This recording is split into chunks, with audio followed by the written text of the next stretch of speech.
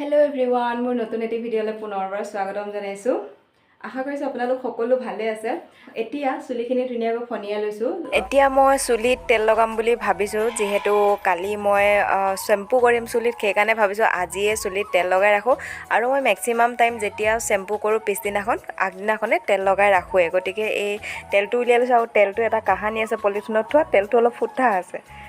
যদি আপোনালোকেও মোৰ দৰে ঘৰতে পাৰ্লাৰত নোযোৱাকৈ সিল্কি আৰু ষ্ট্ৰেট হেয়াৰ পাব বিচাৰে তেতিয়াহলে এটো টিপস আপোনালোকে এবাৰ কৰি চাব 100% সিওৰ আপোনালোকৰ চুলি বহুত ধুনীয়া সিল্কি আৰু ষ্ট্ৰেট হৈ থাকিব। তাৰ কাৰণে মই আপোনালোকৰ লগত শেয়াৰ কৰিম বুলি ভাবিছো। আসলতে মই আজি চুলিখিনি অইলিং কৰি ৰাখিম। অহাকালি মই শ্যাম্পু কৰিম। শ্যাম্পু এটা বেলেগ পদ্ধতিৰে কৰিম। গতিকে আজি চুলি অইলিং কৰাৰ পৰা ভিডিঅটো ষ্টাৰ্ট কৰিছো। অহাকালিহে ভিডিঅটো সমাপ্ত হ'ব। ভিডিঅটো শেষলৈ চাব আৰু শেষত কমেন্ট কৰি জনাবলৈ নাপাহৰিব যে আপোনালোকৰ হেয়াৰ ষ্ট্ৰেটৰ ট্ৰিপ লাগিলে। তেনেকৈ আমি পানী অবিহনে ভাত খাব নোৱাৰো তেনে ধৰণে আমাৰ চুলিখিনিত যদি অকণমানো ৰস নাথাকে বা যদি একেবাৰে আমি চুলিত অইলিং নকৰো তেতিয়া হলে আমাৰ চুলিখিনি কেনেকৈ বৰ ধুনীয়া হৈ থাকিব নহয় জানো। গতিকে আমিতো ভাতৰ লগত পানী খাবই লাগে। পানী ভাত নোখোৱাকৈ থাকিব পাৰি মানুহে কিন্তু পানী নোখোৱাকৈ থাকিব নোৱাৰে। তেনে ধৰণে যদি আমি শ্যাম্পু কৰো তাৰ আগতে চুলিখিনিত অইলিং কৰাটো মোষ্ট ইম্পৰ্টেন্ট আৰু যেটো ট্ৰিক আজি আপোনালোকৰ সৈতে মই শেয়াৰ কৰিম মোষ্ট ইম্পৰ্টেন্ট হয়। যদি আপোনালোকে পাৰ্লাৰত নোযোৱাকৈ ঘৰতে সিল্কি আৰু ষ্ট্ৰেট হেয়াৰ পাব বিচাৰে তেনেহলে মোৰ ৰেমেডিজটো ফলো কৰিব।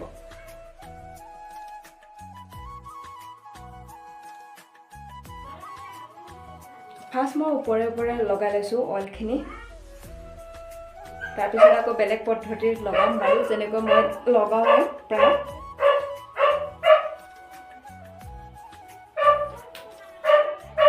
straight long and silky hair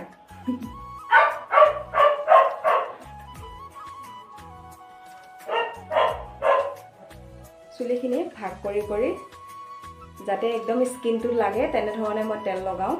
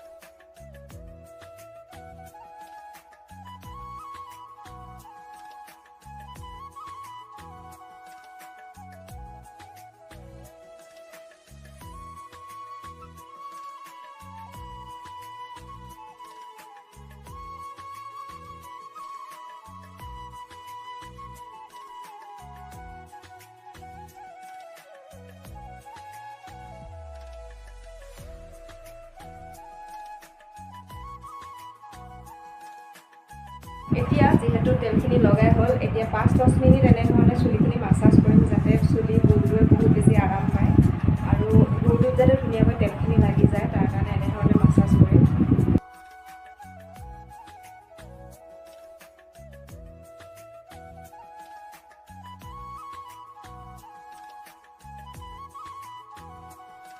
তো এতিয়া চুলিত তেল লগোৱা হৈ গ'ল। চুলিখিনি ধুনীয়াকৈ ওপৰত খোপা বান্ধি ৰাখিছো যেহেতু কালি ৰাতিপুৱাহে শ্যাম্পু কৰিম আৰু শ্যাম্পু কৰাৰ সময়ত যেটো মই ৰেমেডিজ ব্যৱহাৰ কৰিম সেইটো আপোনালোকৰ সৈতে শেয়াৰ কৰিম। বহুত ইম্পৰ্টেন্ট হয় যদি আপোনালোকে মোৰ দৰে লং সিল্কি আৰু ষ্ট্ৰেট হেয়াৰ ঘৰতে পাব বিচাৰে পাৰ্লাৰ নোযোৱাকৈ তেনেহলে ফলো কৰিব মোৰ ৰেমেডিজটো তো এতিয়া যেহেতু চুলিৰ অকণমান যতন লৈছে মানে চুলিত তেল লগাইছে গতিকে ভাবিছোঁ মুখৰো অকণমান যতন লৈ লওঁ তাৰ কাৰণে এইখিনি কফি লৈছোঁ 1 চামুচমান জোখৰ আছে আৰু এয়া মৌ 1 চামুচ এই বাতিটোতে মিক্স কৰি ফেচত লগাই ল'ম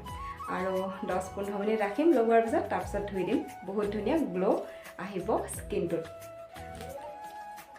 যিখিনি আছিলে গোটেইখিনি লৈ লৈছোঁ 1 চামুচতকৈ অকণমান বেছি হ'লেও কম নহয় মৌ মিক্স কৰোঁ ডাবৰ হানি ইয়াৰ লগতে অকণমান কেঁচা গাখীৰ ব্যৱহাৰ কৰোঁ তেতিয়াহে ফেচত লগাব পাৰি তো এতিয়া এয়া কফি মৌ আছে আৰু অকণমান ক্ৰীম বা দৈ যিকোনো দিলে হ'ল বা কেঁচা গাখীৰ দিলেও হয় আমাৰ কেঁচা গাখীৰ নাই বৰ্তমান যিহেতু এতিয়া দেৰিয়ে হ'ল গতিকে কেঁচা গাখীৰখিনি নাই গতিকে দৈৰ পৰা মই অকণমান ওপৰৰ পৰা ক্ৰীম অকণমানকৈ দি দিছোঁ এতিয়া গোটেইখিনি মিক্স কৰি ল'লোঁ আৰু এতিয়া মুখত লগাই লওঁ যিহেতু চুলিৰ যতন লৈছোঁ গতিকে স্কিনৰো অকণমান যতন লওঁ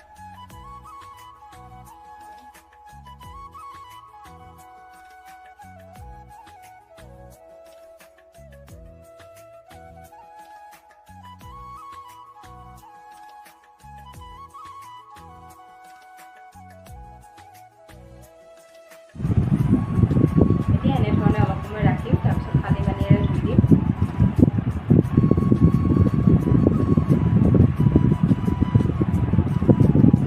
ফুলৰ দৰে দেখিছে মোক এতিয়া হেল্ল' এভৰিৱান গুড মৰ্ণিং আজি হৈছে নেক্সট দিনাখন যোৱাকালি পিছবেলা মানে একদম ৰাতিপুৱাতে নহয় পিছবেলা এয়া চুলি তেল লগাই ৰাখিছিলোঁ ধুনীয়াকৈ বান্ধি ৰাখিছিলোঁ আপোনালোকক দেখাইছিলোঁ কৈছিলোঁ যে অহাকালি চেম্পু কৰিম তেতিয়া কি এনেকৈ চেম্পু কৰিম আপোনালোককো দেখাম বুলি গতিকে এতিয়া যিহেতু ৰাতিপুৱা কাম বনখিনি কৰি ল'লোঁ আৰু এতিয়া গা ধুব যাওঁ গা ধুওঁতে যিহেতু চুলি চেম্পু কৰিম গতিকে ভাবিছোঁ ভিডিঅ'টো আকৌ আৰম্ভ কৰোঁ কাৰণ শেষ কৰিবলৈও আছে গতিকে মই চুলি চেম্পু কেনেকৈ কৰোঁ দেখাই দিছোঁ আপোনালোকে মনত ৰাখিব যদি আপোনালোকে ফ'ল' কৰে তেনেহ'লে আগদিনাখন এনেধৰণে চুলি অইলিং কৰি ৰাখিব আৰু পিছদিনাখন চেম্পু কৰিব চেম্পু কৰিব কেনেকৈ সেইটো দেখাই দিছোঁ ইয়াত দেখিছে এইখিনি মই চাউল ৰাতিয়ে তিয়াই থৈছিলোঁ চাউল হয় এইখিনি এয়া চাউল ৰাতিয়ে তিয়াই থৈছিলোঁ এতিয়া এই চাউলখিনি ধুনীয়াকৈ মোহাৰি ল'ম অলপ পানীখিনিৰ লগত এনেধৰণে অলপ পানীখিনিৰ লগত মোহাৰি লৈছোঁ মোহাৰি যোনটো চাউলৰ পানী একদম গোটেই পানীখিনি ধুনীয়াকৈ উলিয়াই লৈছোঁ আৰু বাকী এই চাউলকেইটা যিহেতু ৰাতিয়ে তিয়াই থোৱা চাউল হয় গতিকে ভাতটো বনাব পৰা নাযাব কাৰণ বেছি তিওৱা গৈছে চাউলৰ গুড়ি বনাব পৰা যাব তো অলপ দেৰিকৈ গা পা ধুই আহি মিক্সিত পিচি পিঠাগুড়ি বনাই ৰাখিম ৰ'দত শুকুৱাই ৰাখিম পিঠাগুড়িখিনি কেতিয়াবা যিহেতু মই দৈ আৰু পিঠাগুড়ি দি মুখত স্কাফ কৰোঁ গতিকে তেনেধৰণে কৰিবলৈ সুবিধা হ'ব একেবাৰে চাউলখিনি পিচি ৰাখিলে গতিকে এতিয়া চাউলৰ পানীখিনি ভালকৈ ঘঁহি পেলাই উলিয়াই ল'লোঁ এয়া আৰু এইখিনি চাউলখিনি এতিয়া চাউলখিনি এনেধৰণে থ'ম পানীখিনি ল'ম এইটো লৈছোঁ বাতি পানীখিনি ইয়াত দি দিওঁ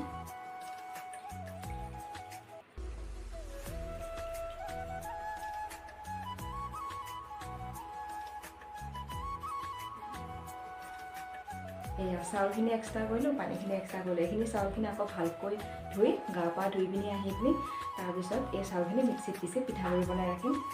এতিয়া এই চাউলৰ পানীখিনিৰ লগত মই এড কৰিম চেম্পু এতিয়া মই এই পানীখিনিৰ লগত এয়া মই টিচিমি চেম্পু ইউজ কৰোঁ যিহেতু এই চেম্পু এয়া পানীখিনিৰ লগত মিক্স কৰি গতিকে আপোনালোকে যি চেম্পু ইউজ কৰে সেই চেম্পুটোৱে এই পানীৰ লগত মিক্স কৰিব পাৰিব মই যিহেতু টিচিমি চেম্পু ইউজ কৰোঁ গতিকে মই টিচিমি চেম্পু মিক্স কৰিম ইয়াৰ লগত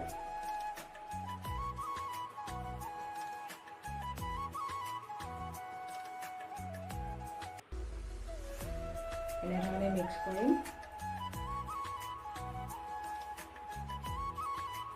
আৰু অলপ চেম্পু দিব লাগিব চেম্পু কম হৈছে আচলতে এই বুটলটোত চেম্পু শেষেই হৈছে আৰু বহুত দিন হ'ল কিনা ডাঙৰ আছিলে বহুত দিন হ'ল শেষেই হৈছে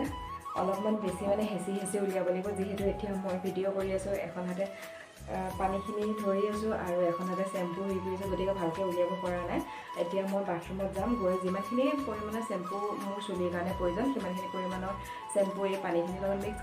কৰি চুলিখিনি চেম্পু কৰিম তো আপোনালোকে এনেধৰণে কৰিব পাৰে চুলি ধুনীয়া মানে পাৰ্লাৰত নোযোৱাকৈ ষ্ট্ৰেইট হৈ থাকে আৰু চিল্কি হৈ থাকে তো আজি ভিডিঅ'টো ইমানখিনি সামৰণি মাৰিছোঁ কালি আৰম্ভ কৰিছিলোঁ আজি শেষ কৰিছোঁ ভিডিঅ'টো কেনে পালে জনাব